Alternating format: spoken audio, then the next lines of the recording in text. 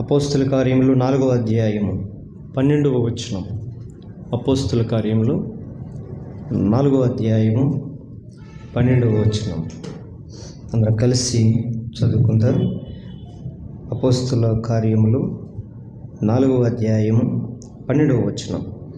మరి ఎవని వలన రక్షణ కలగదు, ఈ నామమునే మనము రక్షణ పొందవలను కానీ ఆకాశము క్రింద మనుషుల్లో ఇయ్యబడిన మరి ఏ నామమున రక్షణ పొందలేమో అని నేను చిన్న ప్రార్థన చేసుకున్నాను. దేవుడి మాటలు మనతో మాట్లాడినట్టుగా ప్రార్థనతో మనం ముందుకెళ్దాం. ప్రేమ కలిగిన మా తండ్రి, కృపా సత్య సంపూర్ణుడైన మా దేవ, ఈ పరిశుద్ధమైన మీ నామానికి స్తుతులు స్తోత్రములు. ఆదివారం నీ సన్నిధిలో ఈ ఆలయంలో ప్రకటించిన మేరకు మంగళవారం సంగముగా నీ సన్నిధిని విజ్ఞాపన చేయుటకై ప్రార్థించుటకై దేవా, నీ ప్రజలను మాకు ఇచ్చినటువంటి అవకాశాన్ని బట్టి మీకు వందనాలు. సమయాన్ని పోనీక సద్వినియోగం చేసుకున్నాడని ఏ రీతిగా అయితే నీ వాక్య లేఖనములతో మాతో మాట్లాడావో ఈ సమయంలో తండ్రి, ఆ సమయాన్ని ప్రభా తండ్రి మేము నీ సన్నిధిలో సద్వినియోగపరుచుకున్నట్టు ప్రార్థన ద్వారా నాయన తండ్రి నీ సన్నిధిలో మా జీవితంలో ఉన్నతమైన కార్యాలు పొందుకున్నట్టు సంఘంలో సమాజంలో మా జీవితాల్లో మేలు పొందుకొని అనుభవించాలని ఆశతో నాయన నీ సన్నిధికి వచ్చిన నీ బిడ్డలైన మాతో మాట్లాడుతూ రండి దేవా. నా ప్రార్థన మా యొక్క విన్నపాలు నీ సన్నిధికి చేరినట్లుగా మాలో ఎక్కడ కూడా నేను అపరాధములు, దోషములు, అవిధేయతలు, బుద్ధిహీనతలు, పొరపాట్లు, దోషములు కనబడితే నీ కృపా బాహుల్యములు పెట్టి మమ్మల్ని క్షమించి పరిశుద్ధపరిచి పవిత్రపరిచి దేవా నాయన నీ సన్నిధానంలోకి మా యొక్క ప్రతి ఒక్క ప్రార్థనను చేరినట్లుగా సహాయము దయచేయమని కృప చూపిస్తూ రమ్మని చదవబడిన లేఖన వాక్యంలో దేవా నీ పరిశుద్ధాత్మ నడిపింపు ద్వారా నా ద్వారా మాట్లాడుతూ రమ్మని నన్ను సిలువు చాటును మరుగుపరిచి నీ బోరగలను వాడుకుంటూ నీ అభిషేకంతో నన్ను నింపి మాట్లాడుతూ రమ్మని యేసు నామమున ప్రార్థిస్తున్నాము తండ్రి, ఆమేన్. దేవునికి మహిమ కలుగును గాక. నిమిషాలు ప్రార్థించడానికి ముందుగా దేవుని సన్నిధానంలో మనం ఏ విషయాల నిమిత్తమై మనం ప్రార్థించాలి, ఏం తెలుసుకొని మనం ప్రార్థించాలి అనేది పరిశుద్ధాత్మ యొక్క వాక్యాన్ని మూలంగా కొన్ని మాటలు మనం జ్ఞాపకం చేసుకుంటాం. ఇక్కడ అపోస్తుల కార్యం 4వ అధ్యాయము 12వ వచనం మనం చూసినప్పుడు, ఎవరి వలన కూడా రక్షణ కలగదు, ఈ నామం వలనే మనకు రక్షణ పొందవలను కానీ ఆకాశము క్రింద మనుషుల్లో ఇయ్యబడిన ఏ నామం వలన కూడా రక్షణ మనము పొందలేము. చూడండి నా వైపు దయచేసి. దేవుని యొక్క ఉన్నతమైన రక్షణ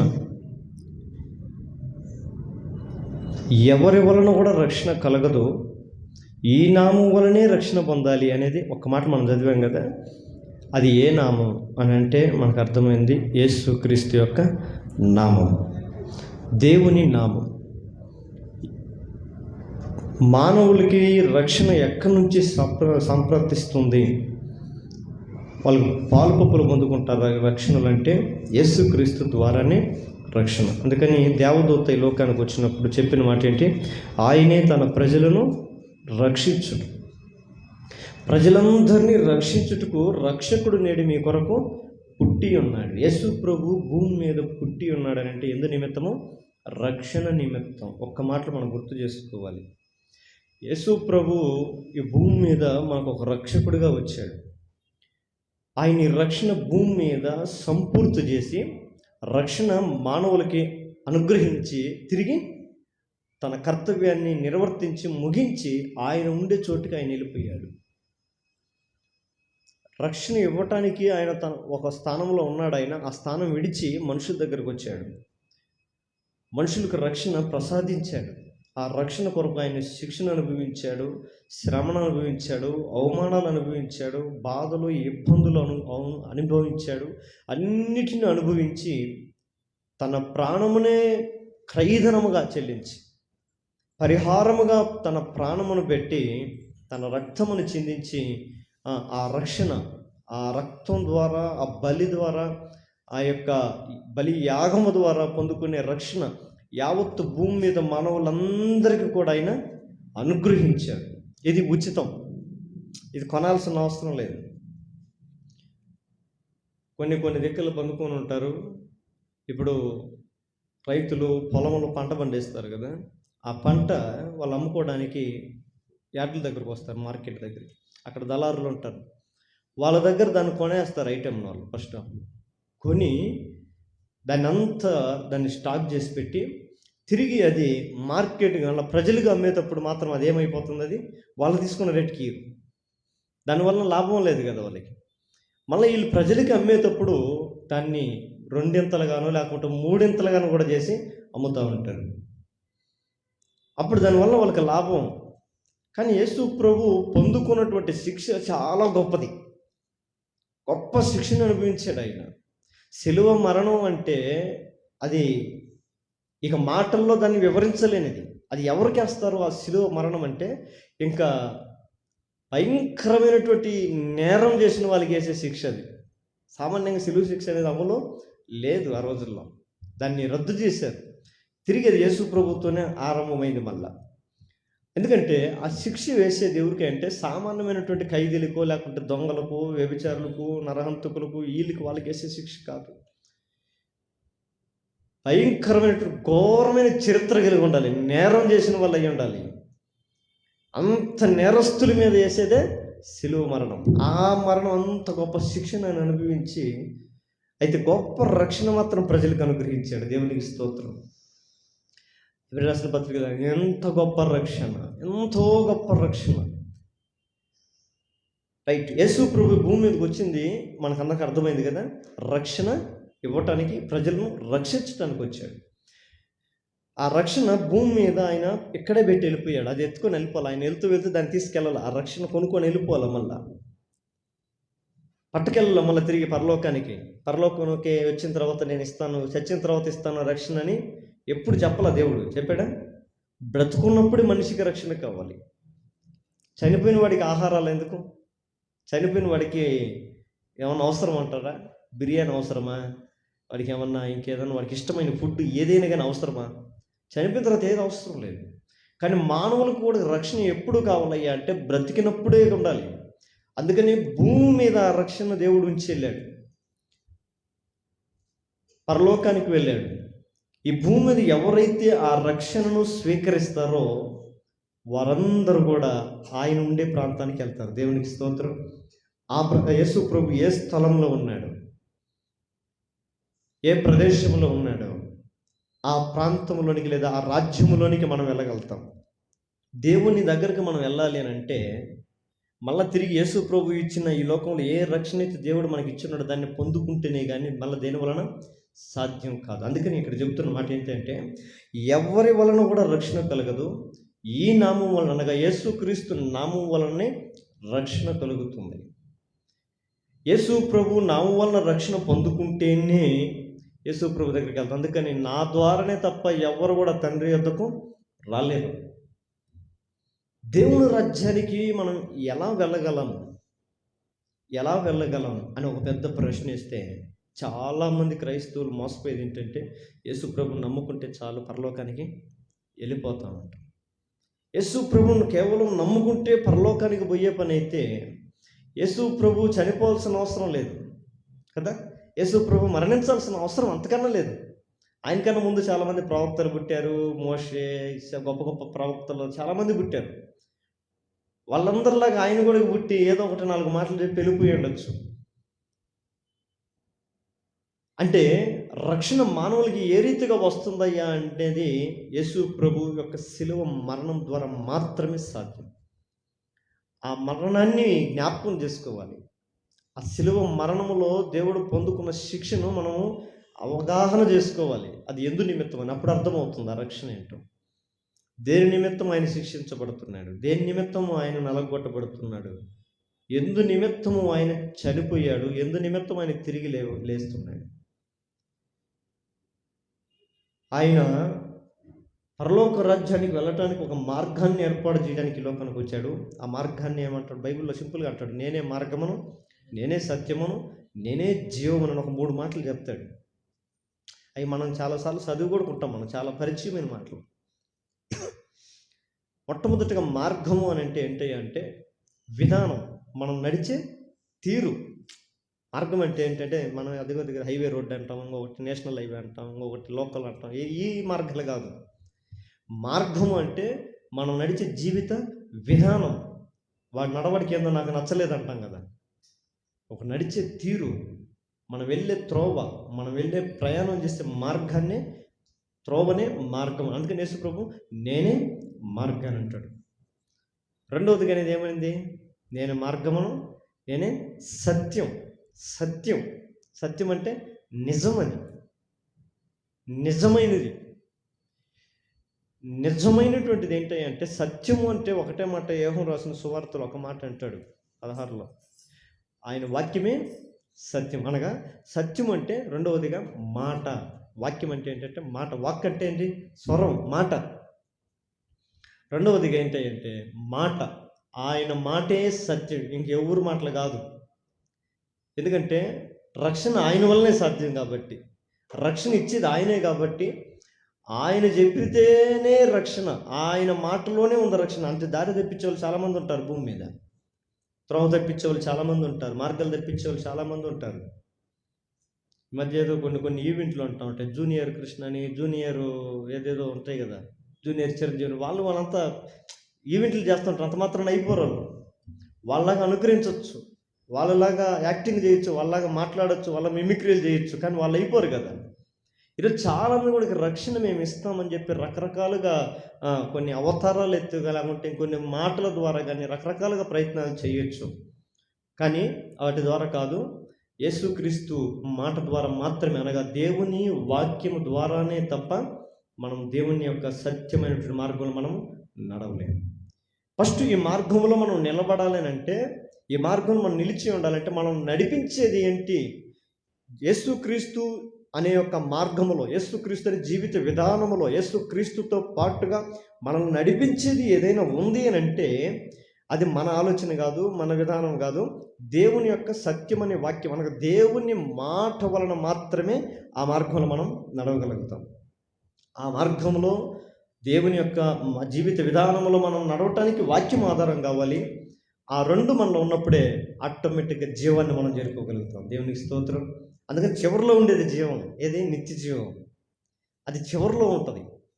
ఏంటి మనకి ఎన్ని అర్థం కావు చాలామందికి. అది ఇక్కడ చెప్తున్న మాట ఏంటి, చాలా చెప్తా ఉంటాడు, వివరంగా చెప్తాడు. చూడండి, ఏ నామం వలన రక్షణ కలగదు, ఈ నామం వలనే రక్షణ పొందవలెను. అయితే ఇప్పుడు భూమి మీద దేవుడు ఇచ్చిన రక్షణ ఇక్కడే ఉంది, దీన్ని మనం పొందుకోవాలి. రైట్? ఈ భూమి మీద ఈ రక్షణ పొందుకున్న వంటి విశ్వాసులు ఎంతమంది ఉన్నారు? ఈ రక్షణ ఎంతమంది జీవితాల్లో ఉంది?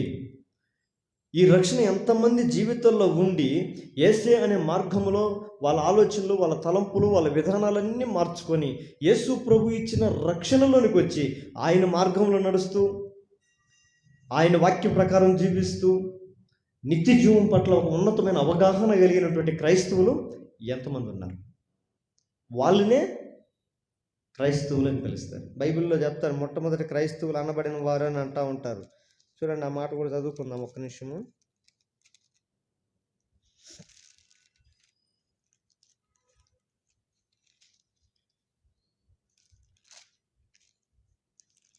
అపోస్తుల కార్యములోనే ఉంటుంది ఆ మాట. 11వ అధ్యాయం 26వ వచనం. అపోస్తుల కార్యములు 11వ అధ్యాయము 26వ వచనం. వారు కలిసి ఒక సంవత్సరమంతయు సంఘములో ఉండి బహుజనములకు వాక్యమును బోధించిరి. మొట్టమొదట అంత్యోకలో ఉన్న శిశువులు క్రైస్తవులు అనబడిరి. ఏంటంట అది చెప్తున్న మాట చూడండి. ఒక సంవత్సరం పాటు సంఘములో ఉండి నేర్చుకొని, అన్ని అనుభవాలు నేర్చుకొని వాళ్ళు ఏం చేస్తున్నారంట? బహుజనాలకి దేవుని వాక్యాన్ని బోధిస్తున్నారంట. అబ్బా, దేవుని ఉన్నతమైనటువంటి మాటలను, దేవుని యొక్క జీవిత విధానాన్ని ఎంతమంది అయితే సంఘములో ఉండి నేర్చుకొని లోకములో ప్రకటిస్తుంటారో వారు క్రైస్తవులు అని అనబడ్డారంట బైబిల్ ప్రకారం.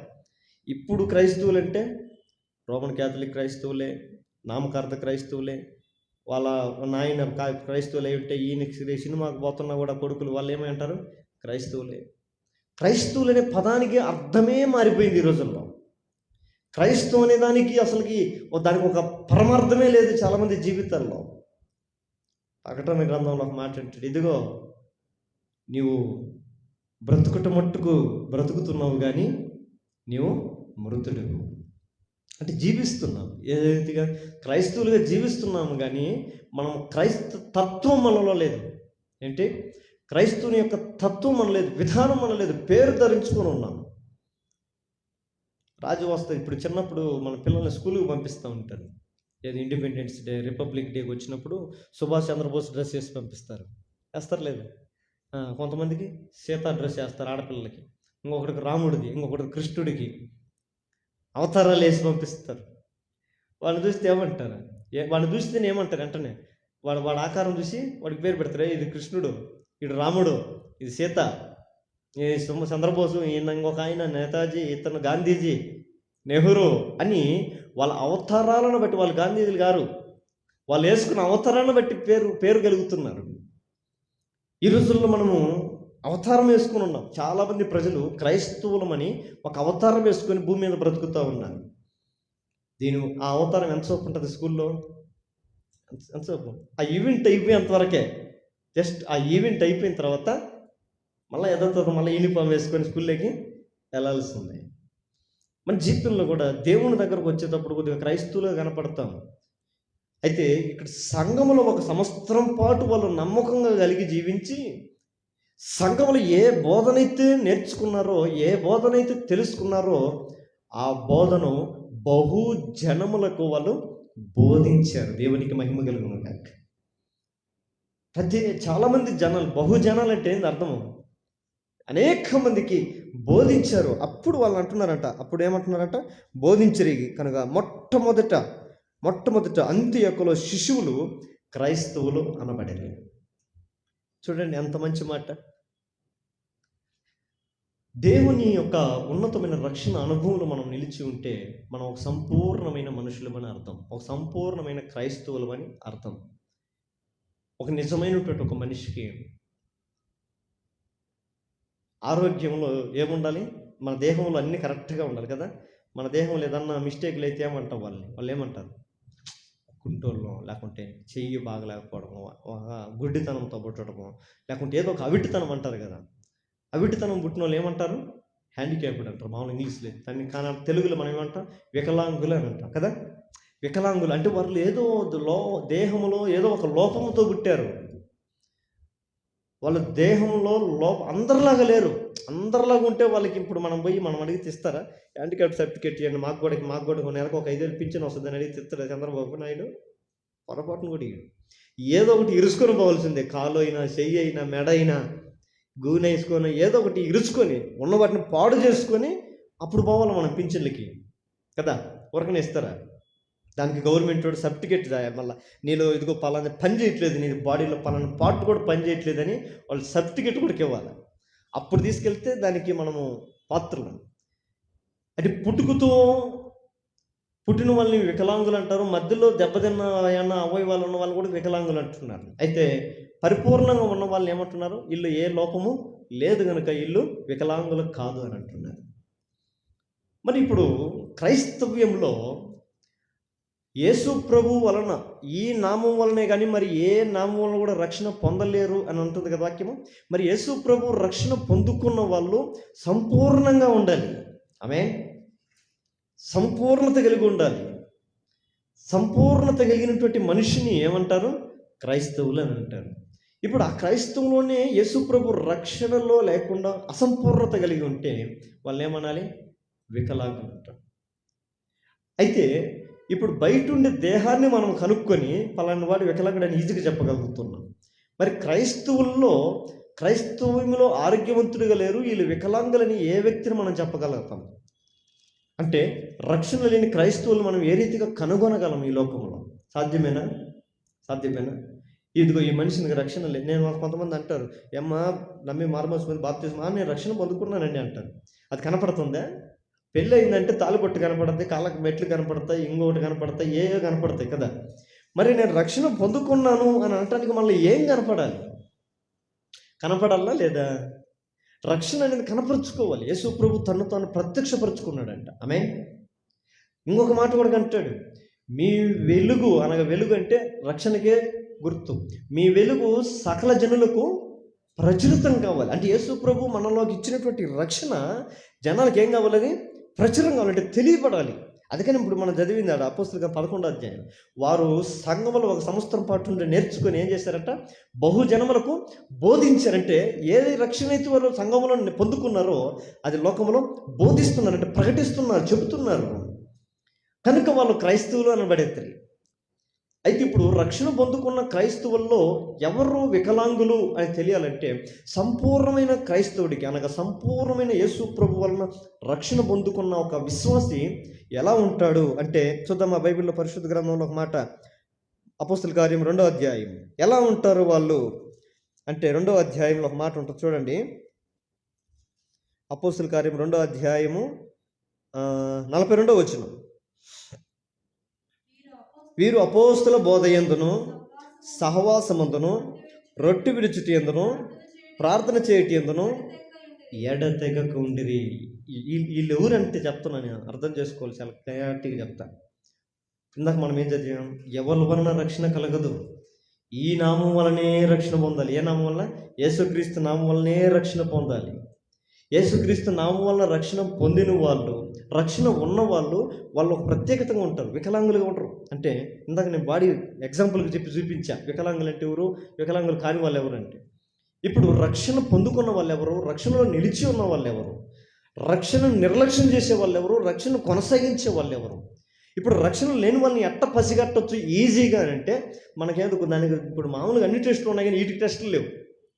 షుగర్ ఎంత ఉందో కనుక్కోవచ్చు, కొలెస్ట్రాల్ ఎంత ఉందో కనుక్కోవచ్చు, మనం ఎన్ని బాడీలో కొన్ని ఈ బ్యాలెన్స్ అన్ని మనం కనుక్కునే ఇప్పుడు టెక్నాలజీ వచ్చింది. కానీ యేసు ప్రభు ఇచ్చిన రక్షణ మనం కనుక్కోవడానికి ఏం మిషన్ లేవు కదా. ఆ మిషనే ఈ మిషనే, ఏది పరిశుద్ధ గ్రంథం. ఇది పరిశుద్ధ గ్రంథం, ఇది ఒక పెద్ద మిషన్. ఇది జీవితంలో బాగు చేసే మిషన్. ఇది ఎంఆర్ఐ స్కానింగ్ కూడా కొన్ని కనిపెట్టలేదేమో. ఇది కనుక్కోలేదంటే ఏది కూడా భూమి మీద లేదు. దేవునికి మహిమ కలుగును గాక. కాకపోతే దాని కాడికి వచ్చి మనం దాని ముందు కూర్చోవాలి, కానీ మనం చూపించింది ఏదో ఉండదు దాంట్లో. ప్రతిది కూడా అందుకని వాక్యము అర్థం వంటిది కదా అంటుంది. దాని ముందు కూర్చుంటే శుభ్రంగా చూపించేస్తుంది. అయితే ఇప్పుడు రక్షణలో నిలిచి ఉన్న వాళ్ళు ఎట్లా ఉంటారంటే, వారైతే వీరు అపోస్తుల బోధ యందును సహవాసమందును రొట్టె విరుచుటి యందును ప్రార్థన చేయుటి యందును ఎడతెగక ఉండిరి. ఇది ఇప్పుడు మీరు వేరే చేసుకోండి. ఇప్పుడు నీ పక్కన కూర్చొని ఉంటారు, పోయిన చాలామంది ఇన్ని సంవత్సరాల నుంచి నీ పక్కన ఉంటారు చాలామంది. మన పక్కన కూర్చొని ప్రగల్భాలు కూడా చేసి ఉంటారు చాలామంది. మేకపోతే గంభీరం అన్న కథ ఉండేటప్పుడు మేము చదువుకునేటప్పుడు నిందా లేదా? మీకు లేదా? మీకు వచ్చి అలా పోయిందా? అది లోపల కూర్చొని సింహ పులిని కూడా భయపించేదంట. మీ కాడికి వచ్చాలో నాకు తెలిసి ఏదో మంగమ్మ అంగమ్మ అని కోతులు ఉండే, 2 కోతులు పిల్లలు తీసుకుని పోయి గుహలోకి పోయి ఉంటే, ఆ గుహది ఎవరిది అంటది, పులిదో దేందో అంటది, సింహంతో దేందో. అది లోపలికి వచ్చింది. అవి వచ్చి బెదిరిపోయినాయంట సింహం గుహకు వస్తుంటే. మీరేం భయపడమాకండి, నేను చూస్తానని చెప్పి అవి ఆర్భాటం చేసిద్దంట. ఆ కోతులు ఏమంటాయంట, మీరు భయపడమాకండి, ఈ గుహ సింహందే మనకు తెలుసు, నేను ఆల్రెడీ పులిని పంపించాను. అది వాళ్ళకి అరిసి అరుపులకు ఫస్ట్ భయపడిపోయిందంట. భయపడి అక్కడ ఏడో పులి కూర్చోనంటే పులికి అడిగిపోద్దంట. పులిబావ నా గుహలో ఎవరో భయంకరంగా, నేను ఎప్పుడు ఇంతవరకు అలాంటి శబ్దాలు ఏం లేదు, ఏదో నాకు మించింది శక్తి కలిగింది అలా ఉంది అని అంటే, ఏం పర్వాలేదు పదా నేను వస్తాపా, అసలు అడవికి రాజును, నిన్నెవరు పుట్టేదేడా, ధైర్యంగా ఉండు, పద నేను వస్తా అని చెప్పి పులి కూడా వచ్చిందంట. పులి వస్తా ఉంటే ఆ రెండింటి వచ్చి చూసిందంట. మళ్ళీ ఈ కోతి ఈ పిల్లలు వచ్చి చెప్పాయంట, అమ్మ ఇందాక సింహం వచ్చి భయంతో పారిపోయింది అనుకో, చూడు పులిని కూడా తీసుకొని వస్తుంది, ఇప్పుడు ఇక మన పని అయిపోయిందంటే ఏం భయపడదు, ధైర్యంగా ఉండండి, నేను చెప్తా వాటి సంగతి అని చెప్పి కొద్ది దగ్గరికి వస్తాను, గట్టిగా పిల్లల్ని ఇద్దరిని వీపు మీద 2 సరుపులు తెరిచి చెప్పిందంట, ఆహారం కోసం ఎందుకు ఇంకా ఏడుస్తున్నారు, ఇంకొంచెం ఓపిక పట్టండి, ఆకలికి మీ ఆకలి తెరిపోయే సమయం ఆసన్నమైంది. నేను పులికి చెప్పి పంపించి ఆల్రెడీ, సింహం నీ కాడ దాన్ని పట్టుకుని ఎట్టగట్టు, దాన్ని మాయ చెప్పి మంపలు చెప్పి దాన్ని ఎట్టగట్టు మబ్బి చెప్పి నువ్వు ఎట్టకన్నా చేసి దాన్ని తీసుకురాని చెప్పినా నేను, అది ఖచ్చితంగా పులి మీద నాకు నమ్మకం ఉంది, అది ఏదైనా పని ఒప్ప చెప్తే నమ్మకంగా చేస్తుంది, లేకుండా నా చేతిలో చచ్చిపోదా, దానికి తెలుసు కదా నా సంగతి అని చెప్పానికి ఈ సింహం వినిందంట అన్నమాట. ఓ పులిబా, నన్ను కూడా ఎంత మాయ చేస్తావా అని చెప్పి పరిగెత్తుకొని పారిపోయి. అంటే చూడండి గంభీర్యం, ఏదో చీకట్లో గంభీరం మనకి తెలియదు కదా అని. క్రైస్తవత్వం వాడికి అలాంటిదే ఈరోజు. అందుకని ఇది బైబిల్ ఊరికినల్లా అనేక మంది పైకి భక్తి కలిగిన వారే ఉండి దాని శక్తిని ఆశ్రయించలేకపోతున్నారు. దేవునికి మహిమ కలుగునుగా. చాలా గంభీరంగా చూపిస్తారు భక్తి కలిగిన వారిలాగా, కానీ కార్యసిద్ధులేనికి వచ్చినప్పుడే ఏమైపోతారు? పడిపోయి ఉంటారు, అక్కడ పడిపోయి ఉంటారు, ఇక్కడ పడిపోయి ఉంటారు, దేవునికి దూరంగా పడిపోయి ఉంటారు. అయితే రక్షణ పొందుకుని ఎవరి వలన రక్షణ కలగదు, ఈ నామం వల్లనే రక్షణ, యేసుక్రీస్తు నామం వల్లనే రక్షణ పొందాలి. ఆ యేసుక్రీస్తు నామం వల్ల భూమి మీద యేసు ప్రభు భూమి మీద ఇచ్చిన రక్షణ ఎవరైతే పొందుకుని ఉంటారో వారు అపోస్తల బోధ యందును, సహవాసమందును, రొట్టె విరుచుట యందును, ప్రార్థన చేయుట యందును ఆదివారం మాత్రం కంపల్సరీ కనపడతారని ఉందా? అవకాశం ఉంటే ఖచ్చితంగా ఎడతెగక దేవుడితో కూడా ఉండటానికి ఇష్టపడే వాళ్ళే రక్షణ పొందుకున్న వాళ్ళు. అయితే ఈ అనుభవం లేని వాళ్ళు కూడా చాలామంది ఉంటారు కదా. మరి వాళ్ళని ఏమనాలి అని అంటే చూడండి, ఆ అధ్యాయం అంటాడు 10వ వచనం చూడండి అయ్యా, 10వ వచనం. ఇకను అనేక విధములైన మాటలతో వారికి సాక్ష్యం ఇచ్చి, మీరు మూర్ఖులు ఈ తరం వారికి వేరై రక్షణ పొందుడని వారిని హెచ్చరించను. ఆమేన్. మూర్ఖులుగా ఈ తరం వారికి మనం ఏం కావాలంట? వేరే జీవించాలి, వారితో కలిసి జీవించడం. మనం కూడా మూర్ఖులమే. ఒక మూర్ఖుడు ఎవరితో ఉంటాడు? ఇంకొక మూర్ఖుడితోనే ఉంటాడు. ఎందుకంటే వాడికి ఏం తెలియదు, వాడు చెప్పేది ఒప్పుకోవాలంటే వాడికన్నా మూర్ఖుడు ఇంకొకడే ఉండాలట. అన్నీ తెలిసినోడి కాడికి వచ్చిపోయి మనం చెప్పే అవుద్దా? మూర్ఖులతోనే ఉండగలుగుతారు, జ్ఞానులతోనే సహవాసం చేయగలుగుతారు. జ్ఞానం కలిగిన వాడు మూర్ఖులతో ఎప్పుడు కూడా సహవాసం చేయడానికి ఇష్టపడ్డు. అంటే రక్షణ పొందుకున్నవాడు రక్షణ లేని ప్రతి ఒక్క వ్యక్తిని ఏమంటున్నాయంటే మూర్ఖుల్లాగా చూస్తాం. అందుకని కీర్తనలో ఒకే మాటతో చెప్తాడు మంచిగా, దేవుడు లేడు అని అనుకుంటూ బ్రతికే ప్రతి ఒక్కడు కూడా బుద్ధిహీనులు. దేవుడు లేడని తమ హృదయంలో బుద్ధిహీనులు అనుకుంటా ఉంటారంట. దేవుడు లేడన్నట్టుగా జీవిస్తుంటారు వాళ్ళు. అంటే దేవుడు తెలుసు, మళ్ళా దేవుడు లేడన్నట్టుగా బ్రతుకుతూ ఉంటారు. ఈ అనుభవాలు ఉండవు, బోధ ఉండదు, దేవుని వాక్యం ఎప్పుడు వారి జీవితంలో ఉండదు. దేవుని బోధ ఎక్కువ ఉందా? లోకములో మాటలు మనం ఎక్కువ వింటున్నామంటే బోధ ఎక్కడో మరుగున ఉంటుంది. లోకంలో మనం ఎక్కువగా విస్తారంగా ఉంటాయి. విస్తారమైన మాటల్లో పనుల్లో దోషం ఉండక మానదు. విస్తారమైన మాటల వల్ల ఏం కలుగుతుందంట? దోషం. ఎక్కువ కూర్చొని గంటసేపు మాట్లాడుకోండి, ఏమొద్దు. ఏడకూడదు. చర్చిలు ప్రార్థన అయిన తర్వాత అందరూ గంటసేపు కూర్చొని మాట్లాడుకుంటూ పోయేటప్పుడు ఎవరు ఒకరు తిట్టుకొని పోతా ఉండేది. ప్రశాంతంగా పోయేదేం లేదు. ఫస్ట్ టైం అంతా అయిపోతాను, వందనాలు. అదే ఒక గంట సేపు కూర్చుని ఆయన ఇదని ఆయన సీరియస్ అయిపోయి ఆయన ముఖం మారిపోయి ఈయన మారిపోయి ఎక్కువగా మాట్లాడుకుంటే, లోకంలో మాట్లాడుకుంటే ఏం కలుగుతుందంట? దోషం కలుగుతుంది. ఒక ఆమె ఎక్కువగా విస్తారమైన పని కూడా దేవుడికి చేయాలనుకునింది, దేవుని మేలును కూడా పోగొట్టుకుంది. యేసుప్రభు పాదాల దగ్గర ఒక ఆమె కూర్చొని మాట్లాడుతుంది, ఇంకొక ఆమె ఏమో అదే యేసుప్రభు కోసమే కదా నేను కూడా చేసేదని లోకానికి సంబంధించినటువంటి పనిలో విస్తారంగా మునిగిపోయింది. మార్తా నీ విస్తారమైన పనుల వలన నీవు ఈ రీతిగా మాట్లాడుతున్నావు అంటాడు. మరియా ఉత్తమైన దాన్ని ఎన్నుకున్నది. లోకంలో మనం ఏది తిన్నా జీవిస్తాం. ఆకలి వేయటానికి ఏది తింటే అదేదో అంటారు పెద్దలు, ఆకలికి ఏం తెలియదంట. ఆకలి కోసం ఈరోజు తిండి కోసమే బతుకుతూ ఉంటాం కొంతమంది మనం. అయితే ఆకలి ఆ టయానికి అన్నం తింటే మనకు ఆకలి తీరిపోద్ది. ఇదే కావాలి అదే కావాలి కోరుకో అంటే ఆహారం కోసమే బ్రతుకన్నట్టుగా.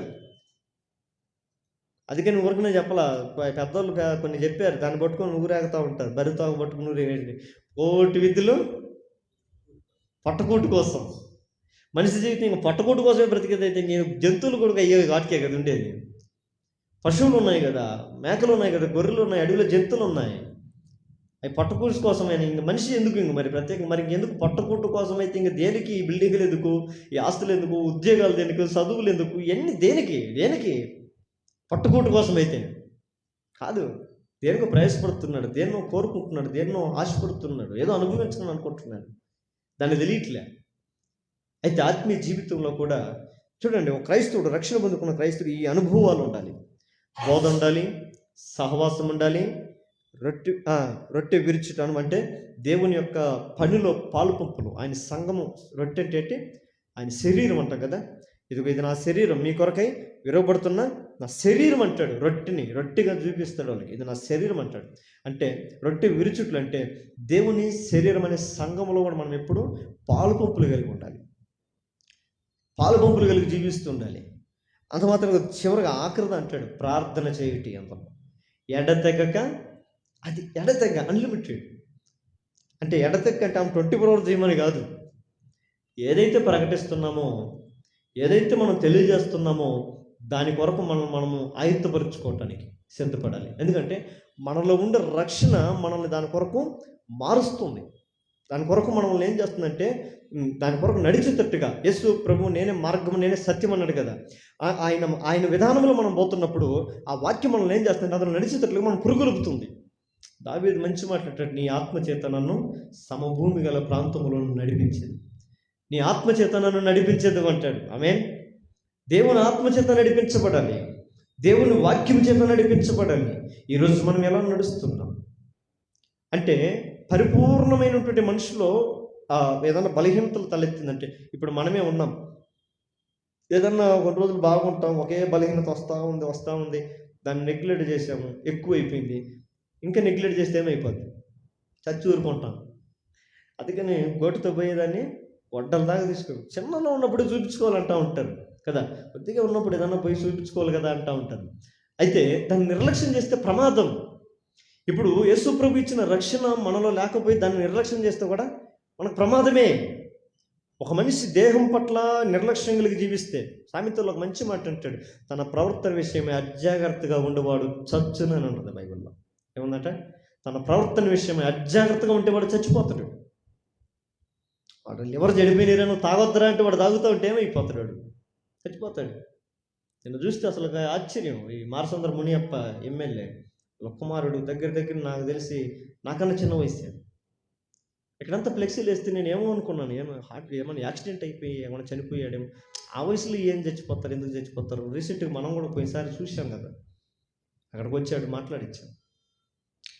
ఏమైంది యాక్సిడెంట్, ఏమన్నా చట్టంలంతా ఎక్కువగా డబ్బు ఉన్న వాళ్ళంతా యాక్సిడెంట్లలో ఎక్కువ చనిపోతారు మనకు తెలియదు. నేను అదే అనుకుంటున్నాను. తర్వాత ఆ విషయం తెలిసింది, హార్ట్ అటాక్ వచ్చిందంట. ఒకే 30 సంవత్సరాలు ఎంతో ఉండొచ్చు అప్పటికి, ఒకే ఒక్క కొడుకు ఉంటాడు, 30 సంవత్సరాలకు హార్ట్ అటాక్ వచ్చి చచ్చిపోయింటే నాకు ఆశ్చర్యం, నమ్మశక్యం కాదు. నాకేముంటుందిలే అని ఒక నిర్లక్ష్యం, మా దేహంలో ఏముంటుందిలే అని నిర్లక్ష్యం. అందుకని ఆత్మీయతలో కూడా మనము బలహీనమైపోతే మనము భయంకరమైనటువంటి మరణంలో మనం పడిపోతాం. అదే ఆత్మీయ మరణం. ఏంటి? ఆత్మీయ మరణంలో పడిపోతాం. అంటే ఇంకా ఆత్మీయతలో కానీ మనం చనిపోయామనుకోనండి, ఇంకా రక్షణ విలువ మనకు తెలియదు. అర్థం చేసుకోవాలి. అందుకని నశించుతున్న వారికి యేసును గుర్చినటువంటి ఒక సిలువను గుర్చినటువంటి రక్షణ ఎలా కనపడద్దంట? వెర్రితనంగా కనపడద్ది. ఇక నువ్వు ఎంతనా చెప్పు అని వాక్యాలు, నువ్వు మనకు ఎంతనా చెప్పు, ఇదిగో మీరు మార్చుకోండి, సరి చేసుకోండి అంటే ఆ వెర్రితనంగా ఉంటుందంట. ఇప్పుడు ఒక పిచ్చోడిగా చచ్చిపోయిన వాళ్ళు కాడికి పోయి మాట్లాడుతూ ఉంటే ఎట్లుంటుంది? పిచ్చిగా ఉంటుంది కదా. ఇంట్లో చచ్చిపోయారు పడేయకుండా, ఎవరికి చెప్పేయకుండా ఇంట్లో పెట్టుకొని రోజు కుర్చీలకు పెంచుకొని మాట్లాడుకుంటా మంచం కడిగి పోయి నువ్వు తిను అని చెప్పి, నువ్వు తింటా, ఆ శవం కాడ ఎన్ని రోజులు మాట్లాడతాను. చూసి వాళ్ళందరూ ఏమంటే వాడికి పిచ్చి అయిపోయింది, ముదిరిపోయింది, వాడికి తెలియట్లేదు. ఆత్మీయతలో ప్రభు యొక్క రక్షణ మనలో ఉందా లేదని దాన్ని చూసుకోకుండా కానీ ఉంటే ఇమ్మీడియట్లీగా మనలో కూడా ఆత్మీయతలో చనిపోతాం. ఆత్మను ఆర్పకూడని అందుకని వాక్యము చాలా స్పష్టంగా చెప్తాడు. ఆత్మను ఏం చేయకూడదంట? ఆర్పకూడదు. బాగా ఎలిగిస్తే దీపాన్ని ఆర్పి, ఇప్పుడు మనం ఎలుగులో కూర్చొని ఉన్నాం, ఉన్నసరంగా మెయిన్ ఆర్ప్ చేస్తే ఏమైపోద్ది? నా మైకు పని చేయదు, నేను మీకు కనపడను, అన్ని కనుమరుగు అయిపోతాయి, ఇకేం కనపడదు. అందుకని ఆత్మను కూడా మనం ఆర్పుకుంటే, యేసు ప్రభు ఇచ్చిన రక్షణను మనం ఆర్పుకుంటే అదేమైపోతాం? ఇక మనకి ఏం తెలియదు, ఇంకా మనకి ఏం అర్థం కాదు, ఇంకా చీకట్లో ఏది కూడా మనం గ్రహించలేము. ఈ రోజులో దేవుని వాక్యం వింటున్న పిల్లలారా, దేవుడి భూమి మీద ఇచ్చినటువంటి రక్షణ 2025 సంవత్సరాల క్రితం ఈ భూమి మీద దేవుడు ఇచ్చిన రక్షణ నీ జీవితంలో ఉందా?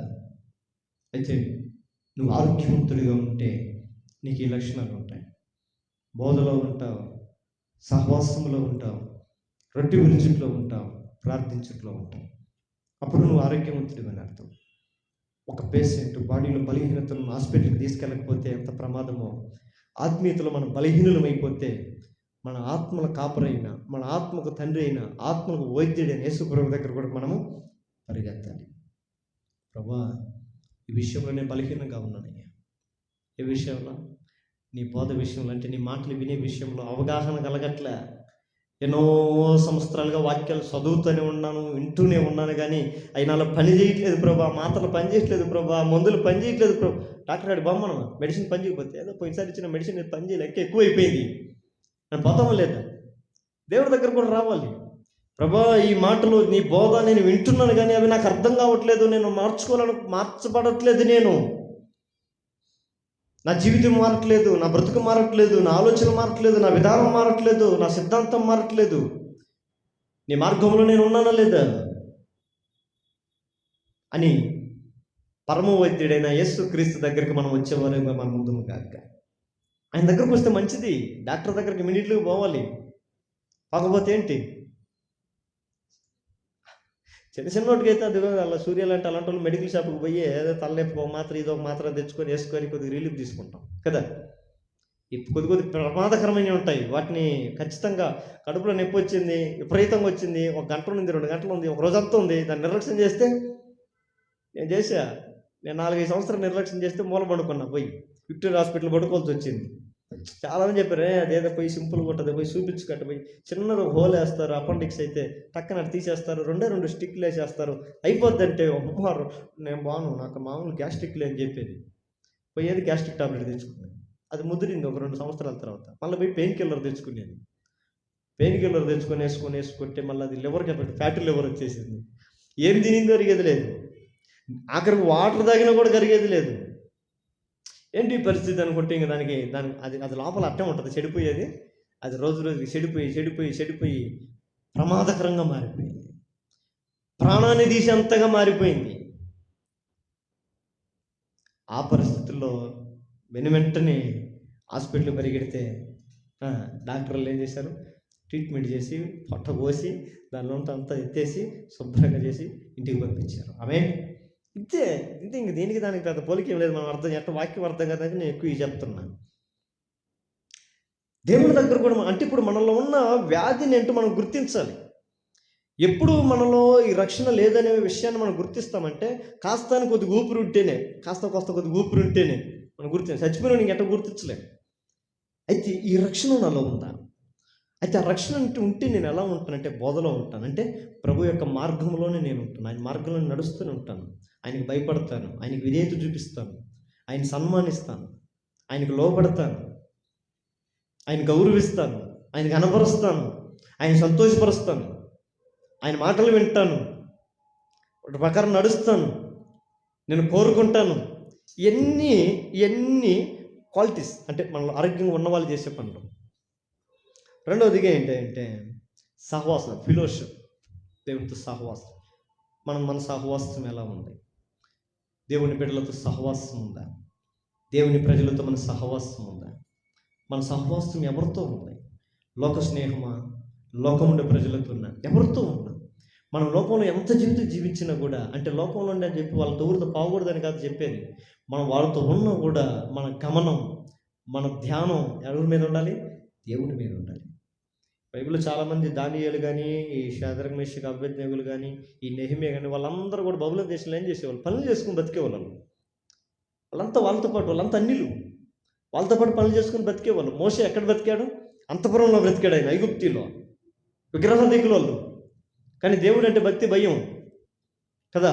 అంటే మనం ఏదో అంటే ఇంక ఊరితో పోకూడదా, ఈ పాస్ట్ ఏంది అలా వాళ్ళతో పోకూడదు అంటాడే, ఇవి పని చేయకూడదు అంటాడే, వాళ్ళతో కలవకూడదు. అందరితో ఉండాలి ఈ లోకంలో. మనం ఎవరిని మనం ప్రత్యేకించుకొని వాళ్ళని ఆశించుకునే జీవితాలు మనం ఉండకూడదు. మనకు అందరూ కావాలి, కానీ వారిలో మనం ప్రత్యేకంగా కనపడాలి. దేవునికి స్తోత్రం. ఒక ప్రత్యేకమతో మనం కనపడాలి. ఏంటయ్యా అంటే వాళ్ళ విధానాల్లో వాళ్ళు నడుస్తున్నప్పటికీ కూడా, వాళ్ళతో పాటు ఉన్నప్పటికీ కూడా మన విధానం మాత్రం ప్రత్యేకంగా కనపడాలి. ఆమేన్. యోసేపు ఐగుప్తులో ఉన్నాడు, వాళ్ళ విధానం మామూలు అయి ఉండొచ్చు. నేను ఇష్టపడినా నిన్ను నా దగ్గరికి రా, మా ఆయన ఏమండా అని చెప్పింది అంట. అమ్మ లేదు మీ ఆయన ఏమండ, మా ఆయన ఏమండో, మా ఆయన నిన్ను నా ఇంట్లో పెట్టాడు, రా నీకెందుకు, నేను చూసుకుంటా ఆయన అని చెప్పి అమ్మాయి పట్టుకునింది.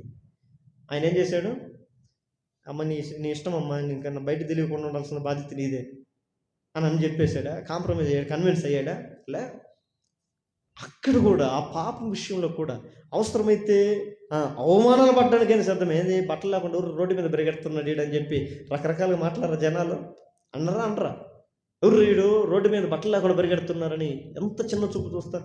ఆ చూపు చూసిన జనాలు నన్ను ఏ దృష్టితో చూసినా పర్వాలేదు, ఆకాశమందు నన్ను గమనిస్తున్న పరిశుద్ధుడైన నా దేవుడు నన్ను గమనించేటప్పుడు మాత్రం నాలో ఏ పాపము కనబడకూడదు. ఆమె పారిపోయాడు అక్కడి నుంచి. తన వస్త్రాలను కూడా ఆమె చేతులు విడిచిపెట్టి ఇప్పుకొని పరుగో. ఈరోజు దేని నుంచి మనం విడిపించుకొని వచ్చే ఆ శక్తి మనలో ఉండాలి అంటే ఆ రక్షణ, యేసు ప్రభు భూమి మీద నా వలన మీకు కలిగిన రక్షణ మీలో ఉంటే మనం ఏం చేస్తాము? విడిపించుకొని వస్తాం. అది ఏదైనా సరే. దాని ముందు మనం ఎప్పుడు బలహీనులము కాము, బలవంతులై ఉండినటువంటి వాక్యం. క్రీస్తునందు మీరు ఏం కలిగి ఉండాలంట? బలము కలిగి ఉండాలి. క్రీస్తునందు తుదుకు మీరు శక్తి కలిగిన వారై ఉండినటువంటి వాక్యం. అయితే బలహీనులైతే ఏంటి ఆ పరిస్థితి అంటే శక్తిహీనులు అవుతాం.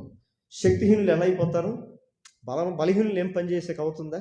ఏందో కొంచెంసేపు సమస్యలు పోతాం. మనమైతే ఒక 5-10 పోర్లు మెట్లు ఎక్కామంటే కూర్చుంటాం, 4 దిక్కలు కూర్చొని పోతాం. ఎందుకంటే మనకు అంత ఓపిక లేదు, శక్తిహీనులు అయిపోతాం. అయితే ఆత్మీయతలో శక్తిహీనులు అయిపోతే బైబిల్లో ఒక మాట ఉంటుంది. ఏమంటుంది తెలుసా? శ్రమ దినమన నీవు కృంగిని ఎడల చేతగాని వాడు అవుతావు. ఏమైపోతామంట? ఆత్మీయతలో ప్రభువు ఇచ్చిన రక్షణను మనం కొనసాగించుకోలేకపోతే, ఆయనతో సహవాసంలో మనం ఉండలేకపోతే, మనం ఎక్కడో ఏదో ఒక చిన్న శ్రమకు మనం ఏమైపోయినట్టు అర్థము? కృంగిపోయినట్టు. దాని ముందు ఓడిపోయినట్టు అర్థం. ఓడిపోయినట్టు, మనం సోలిపోయినట్టు, సమస్యలు పోయినట్టే అర్థం కాదు. అప్పుడు మనం దేవుని దృష్టి ఎట్ట కనపడతామంట? చేతగాని వారు అవుతాం. చేతగాని వారు లాగా అయిపోతాం. ఈరోజు లైవ్లో వాక్యం పెట్టిన దేవుని బిడ్డలాగా, చేతగాని వడవలే నీవు దేవుని ఎదుట ఉన్నవా? లేదు, నేను శక్తి కలిగిన వాడు కాదు, నా దేవుని శక్తి కలిగిన వాడు. నేను దేన్నైనా జయించగలను దావీదులు అంటే విశ్వాసం.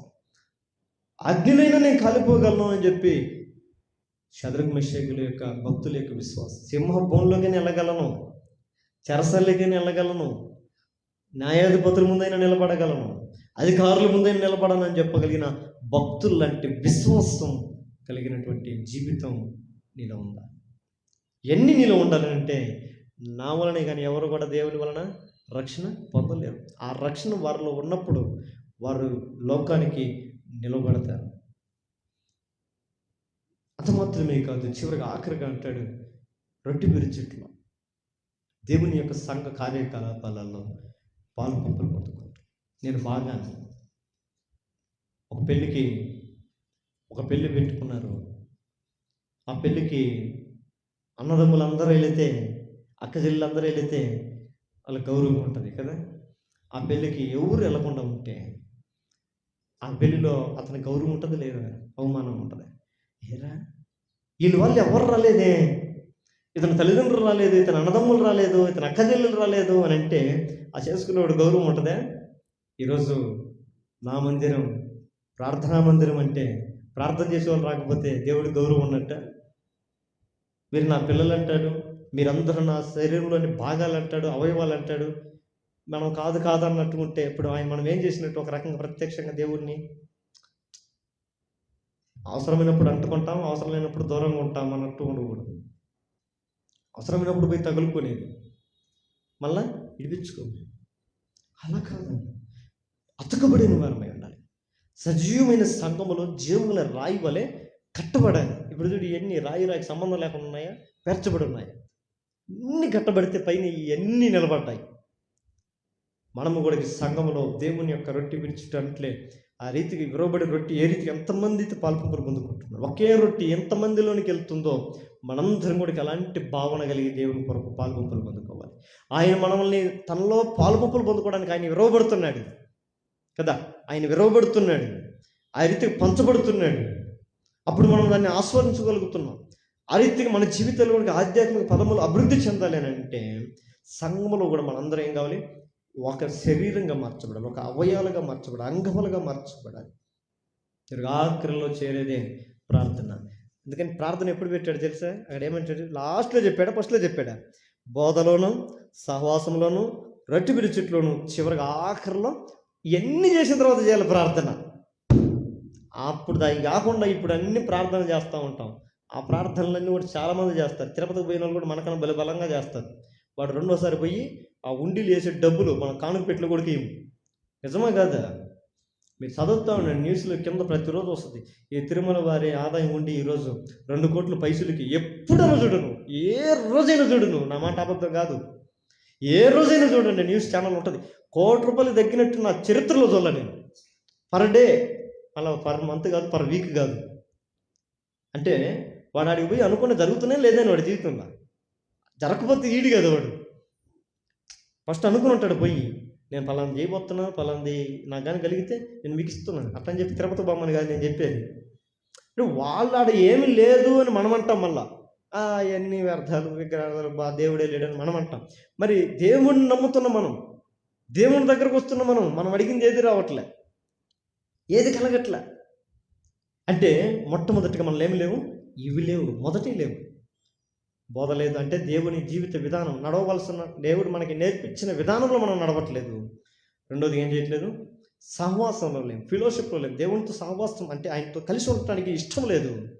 మూడవదిగా పాలు పంపులు అంతే, ఆయనతో పాటు కలిసి పని చేయడానికి కూడా మనకి ఇష్టం లేదు. చివరిగా ఆఖరిగా ప్రార్థన చేయడానికి కూడా ఇష్టం లేదు. అయితే ఇప్పుడు మనం మెయిన్ పాయింట్లోకి వస్తే, అదే కీర్తనలో ఏమన్నాడు తెలుసా, ఈ నామం వలనే మనం రక్షణ పొందవలన కానీ ఆకాశము క్రింద మనుషుల్లో ఈబడిన మరి దేని వలన కూడా రక్షణ మనము పొందలేము. ఇప్పుడు అలాంటి గొప్ప రక్షణ మన జీవితంలో కావాలి. ఈ రక్షణ మనల్ని ఏం చేస్తుంది అంటే, రక్షకుడైన యేసుక్రీస్తు దగ్గరకు మనం నడిపిస్తుంది. యేసుక్రీస్తు దగ్గరకు నడవాలి, యేసు ప్రభు దగ్గరికి వెళ్ళాలని ఎంతమందికి ఆశ, మనకి అందరికి ఆశే కదా. ఒకరోజు భూమి మీద మనం చనిపోతే మనందరం ఒక ఆశ, మన పెద్దలు నేర్పించింది, క్రైస్తవులు చనిపోతే యేసు ప్రభు కాడికి పోతారు, యేసు ప్రభు నమ్ముకోకపోతే నరకానికి పోతారు. అది కాదు. ఇంక మరి తెలివి చనిపోయిన వాళ్ళంతా యేసు ప్రభు తెలియదు. ఇప్పుడు పుట్టి చిన్నపిల్లలు కూడా చచ్చిపోతున్నారు, వాళ్ళు యేసు ప్రభు గురించి తెలియదు, వాళ్ళు నరకానికి పోతారా నరకానికి? అయిన ఉత్తమ మాటలు. తెలుసుకున్న దాన్ని మనం అనువర్తించలేకపోతే అదే దోషం. ఎందుకంటే ఆయన తీర్పు ఎలా ఉంటుంది అంటే, మనం తీర్చినట్టు ఉండదు దేవుడి తీర్పులో. మనం తీర్చిందనుకో, మన క్రైస్తవులకు మాత్రమే పడాలి వర్షాలు, క్రైస్తవులకు మాత్రమే కలగాల డబ్బులు, మనం చేసే దరిద్రం కాకపోతే మన ప్రార్థన. అందుకే మనకు రావు, అన్ని బాగా బయలుదేరిపోతాయి. అందరూ బాగుండాలని ప్రార్థన చేయడం ఫస్ట్ నేర్చుకోవాలి. నేనే బాగుండాలనుకో, మనకు వచ్చినట్టు వచ్చి కనిపిస్తుంది కంటికి, అది పోతూ ఉంటుంది, మళ్ళీ మన దాని వెనక పరిగెత్తంటే అది చిక్కదు. ఇంకా మొట్టమొదటిగా మనం ఏం చేయాలంటే, దేవుని యొక్క ఉన్నతమైన జీవిత విధానం మనం నేర్చుకోవాలి. అదే మార్గం అనేది. ఏంటి ఆ మార్గం అంటే? అది ఆయన విధానాలు మనం తెలుసుకుంటే అప్పుడు అందరూ మంచి వాళ్ళు కనపడతారు లోకంలో మనకి. నేను ఒక్కదాన్ని మంచోని, నేను ఒక్కనే మంచోని అంటే మనకన్నా చెడ్డోళ్ళు ఇంకొకరు ఉండరు. ఎందుకంటే ఒక చెడ్డోడికే మంచితనం తెలుస్తుంది, ఒక చెడ్డోడికే చెడుతనం తెలుస్తుంది. మంచివాడైతే మంచినే చూస్తూ ఉంటాడు, చెడ్డవాడు ఎప్పుడు చెడు తప్ప, వాడికి మంచి దరిదాపులు కూడా కనపడదు వాడికి. దాని కొన్ని ఎక్స్పర్ట్లు ఉంటారు, కొన్ని డిపార్ట్మెంట్లో వాళ్ళు ఉంటారు, ఎవరు ఇన్వెస్టిగేషన్ చేసేదానికి, క్రైమ్ డిపార్ట్మెంట్ వాళ్ళకి ఏమి ఇచ్చి ఉంటారు, వాళ్ళకి ట్రైనింగ్ ఇచ్చి ఉంటారు, వాళ్ళకి దానికి వాళ్ళు పేరు పెట్టుంటారు, ఇన్వెస్టిగేషన్ అని, సిబిఐ అని, ఈఎన్ అయ్యని. వాళ్ళు మాత్రం చేయగలుగుతారు. అయ్యి కానిస్టేబుల్ చేయలేని వాళ్ళే చేస్తారు. వీళ్ళకి అనుభవం ఉండదు, వాళ్ళకు ఉంటుంది అది. ఆ ట్రైనింగ్ పొందుకొని ఉంటారు. మనకు అది కాదు, మనకు ఆ ట్రైనింగ్లో అవసరమే లేదు. అతిశోర్ధలు అంటాడు, నేను సాత్వికుడును దీన మనస్సు కలిగిన వాడు కనుక నా యొద్దకు వచ్చి మీ కాడుని ఎత్తుకొని నేర్చుకోండి. మనం నేర్చుకోవాల్సింది దీన్ని విడిచిపెట్టి మనము కింద ఏమంటున్నాడు చూడండి అన్నమాట. మనుషులు ఆకాశము క్రింద మనుషుల్లో ఈబడిన, అంటే మనుషుల ద్వారా ఉన్నటువంటి దేని ద్వారా కూడా మనకు రక్షణ కలగదు. అంటే మనుషుల ద్వారా వచ్చే భూమి మీద ఏవైతే ఉంటాయో, మనుషుల వలన పొందుకుని ఏవైతే ఉంటాయో, మనుషులు చూపించేది ఏవైతే ఉంటాయో, పొర్రపాటును కూడా వాటి వలన మనకు రక్షణ కలగదు. యేసుక్రీస్తు నామం వలనే మనకు రక్షణ. ఈరోజు ఆయన నామమును బట్టి పిలువబడినటువంటి వారం, ఆయన నామం పెట్టబడినటువంటి ప్రజలు మనం. ఆమేన్. ఆ రక్షణ మనలో ఉండాలి. ఆ రక్షణ అనేది మనలో కానీ లోపిస్తే మనం వెంటనే దాన్ని గుర్తిరగాలి, గ్రహించాలి. ఏదో సిమ్టమ్స్ నా తేడాగా ఉంది, మనం అంటాం కళ్ళు తిరుగుతున్నట్టుంది, తేడా ఉంది, కళ్ళు తిరుగుతూ ఉన్నట్టుంది, తేడా ఉందంట. గ్రహించగలుగుతున్నాం అంటే మన దేహంలో బలహీనతను గ్రహించగలుగుతున్నాము, కానీ ఆత్మీయతలో బలహీనతను గ్రహించలేకపోవటం అంటే ఏదో ప్రమాదంలో పడబోవడానికి అర్థం. ప్రాణాంతకమైనటువంటి పరిస్థితులకు తీసుకెళ్ళటానికి అపవాది ప్రయత్నం చేస్తున్నాడు. వెంటనే మనం గుర్తిరగాలి, వెంటనే మనం గ్రహించి దేవుని సన్నిధానాన్ని మనం పరిగెత్తితే, ఆయన దగ్గరకు వస్తే పరమ వైద్యుడైన దేవుడు ఒక మాట అంటాడు. ఏమంటాడు తెలుసా? రోగులకే వైద్యుడు అక్కర కానీ ఆరోగ్యం కలిగిన వారికి అవసరమే లేదు. చాలామంది ఈరోజు అనారోగ్యంలో ఉన్నారు. ఏంటి అనారోగ్యాలు? ప్రార్థన చేయలేకపోవడం ఒక రోగమే, సహవాసం ఉండలేకపోవడం కూడా ఒక రోగమే, రొట్టె విరిచంటే పాలు పంపులు, సంఘం విషయంలో పాలు పంపులు లేకపోవడం కూడా ఒక రోగమే, ప్రార్థించలేకపోవడం కూడా ఒక రోగమే. ఈ పొర్రపాటున క్రైస్తవులు నిర్లక్ష్యం చేస్తే ఏముంది? ముందు భయంకరమైనటువంటి ప్రమాదం నీ జీవితంలో వచ్చి ఉంది. ఈ రాత్రి మనం చేయాల్సిన ప్రార్థన, అందరూ మోకాళ్ళ మీదకి వద్దాం. అందరూ మోకాళ్ళ మీదకి వచ్చి, దేవా, భూమి మీద మనుషుల ద్వారా ఎవరి వలన కూడా రక్షణ కలగదు. మనుషుల వలన ఇవ్వబడిన ఏ దేని వలన కూడా రక్షణ ఇవ్వబడదు. నీ నామం వలనే రక్షణ, నీ నామం వలనే మాకు రక్షణ. ఆ రక్షణ ఇవ్వటానికి రక్షకుడిగా ఈ లోకానికి వచ్చి మా కొరకు శిక్షను అనుభవించి నీ ప్రాణమును మా కొరకు క్రయధనముగా పెట్టి వెళ్ళావు. ఆకాశమందుండి మమ్మల్ని చూస్తూ ఉన్నాం. ఈ రక్షణ పొందుకున్న ప్రజలందరినీ నీవు నీ చెంతకు చేర్చుకోవాలని నీ తండ్రి ఎంట మా కొరకే నివాసాలు సిద్ధపరుస్తున్నాం. ఆ పరలోక రాజ్యములో, ఆ రక్షణకరమైనటువంటి ప్రదేశంలో, రక్షణ కలిగించే నివాసములో మేము చేరి రక్షింపబడిన వారమై మేము ఉండాలి అంటే ఈ భూమి మీద నీవు ఇచ్చే రక్షణ మేము పొందుకోవాలి. ఈ భూమి మీద ఈ రక్షణ మేము పొందుకోలేకపోతే ఆ రక్షణకరమైనటువంటి క్షేమం కలిగించి ఆ రాజ్యములను మేము రాలేము. ఈ భూమి మీద ఆ రక్షణ నిర్లక్ష్యం చేస్తే నిత్య యాతన, నిత్య అగ్ని, నిత్యము అనేటువంటి అగ్ని గుండంలోనికి ప్రజలు పోతారు. ఆ దానిలోంచి నడిపించి రక్షించాలని ఈ లోకానికి వచ్చాం. ఈ భూమి మీద నీ రక్షణ మేము గుర్తెరగాలేస్తాయా. ఈరోజు సంఘంలో అనేకులు కూడా రక్షించబడిన ప్రతి ఒక్క వ్యక్తి కూడా మనందరూ కూడా ప్రార్థన చేద్దాం. ఎవరు మనం ఉండదు. చాలామంది తమలో రక్షణ ఉందా లేదని విషయం కూడా గ్రహింపు కలగట్లేదు. ఈ దినాన్ని మనం జ్ఞాపకం చేసుకుని ప్రార్థన చేద్దాం, దేవుని సన్నిధిలో ప్రార్థన చేద్దాం.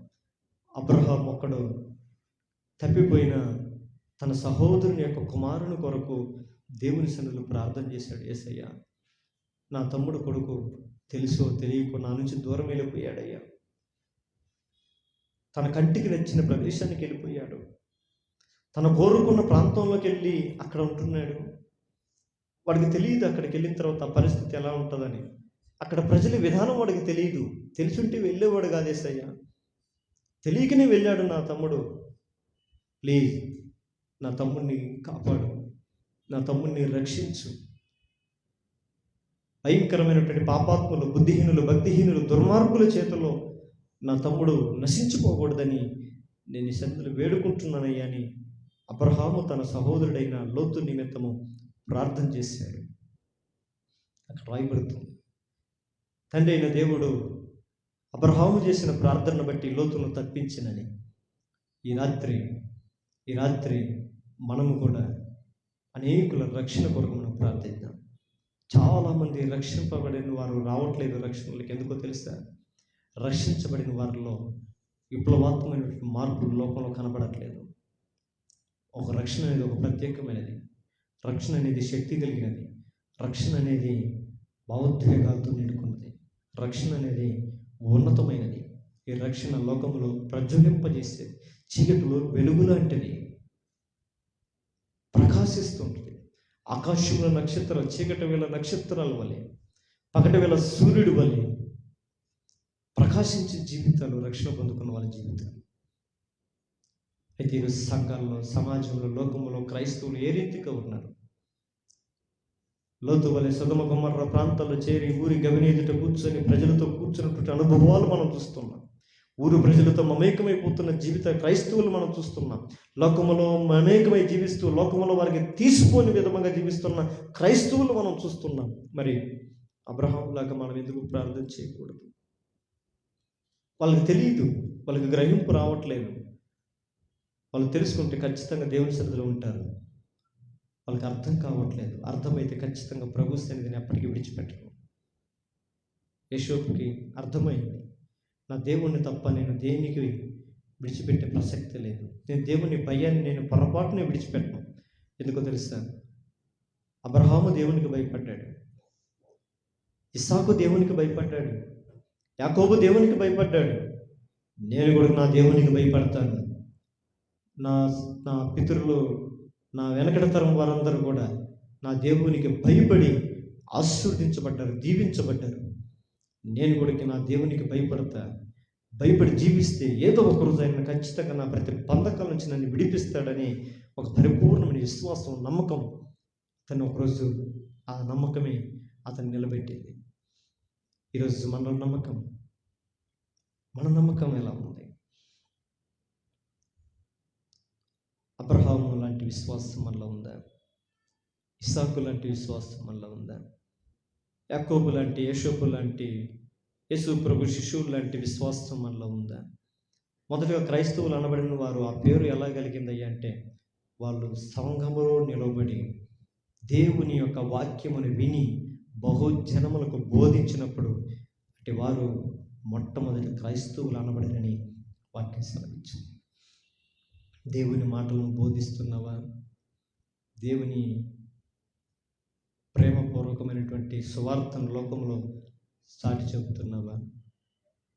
చెప్పకపోతే క్రైస్తవులు కాలేము.